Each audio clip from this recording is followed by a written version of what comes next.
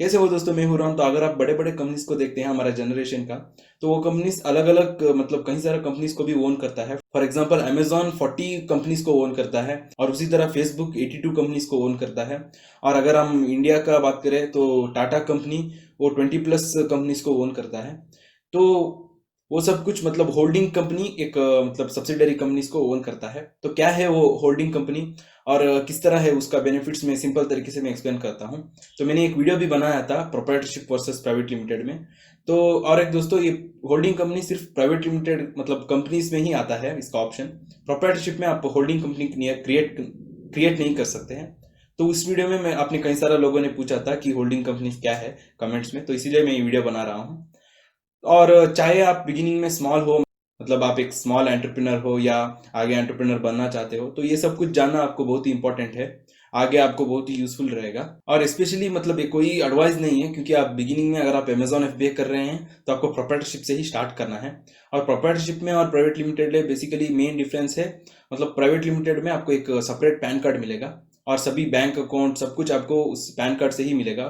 तो इसीलिए वो सेपरेट एंटिटी बन जाता है। प्रोप्राइटरशिप में आपका सब कुछ आप आपका खुद का इंडिविजुअल पैन कार्ड ही यूज करेंगे।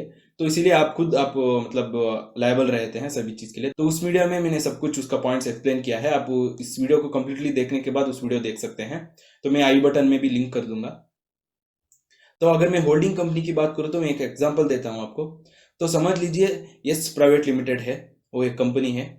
और एक कंपनी है आर प्राइवेट लिमिटेड। तो अगर यस प्राइवेट लिमिटेड 50% से भी ज्यादा आर प्राइवेट लिमिटेड में अगर ओन करता है, तो S private limited company R private limited company का होल्डिंग कंपनी बन जाता है, और आर प्राइवेट लिमिटेड कंपनी उसका सब्सिडरी कंपनी बन जाता है।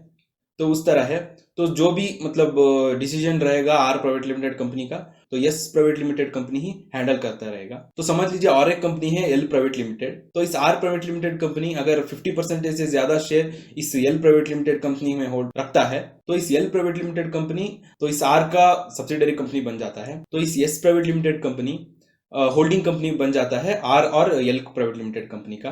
तो यहाँ यस प्राइवेट लिमिटेड कंपनी ने कोई भी डायरेक्ट इन्वेस्टमेंट नहीं किया है एल प्राइवेट लिमिटेड कंपनी में। फिर भी जो भी एक्शंस रहेगा एल प्राइवेट लिमिटेड कंपनी का, जो भी डिसीजन मेकिंग रहेगा, तो वो पहले यस प्राइवेट लिमिटेड कंपनी से ही आता है, उसके बाद आर प्राइवेट लिमिटेड कंपनी से, और उसके बाद वो जो एल प्राइवेट लिमिटेड कंपनी को एक्शन लेना पड़ता है। तो उस तरह रहता है।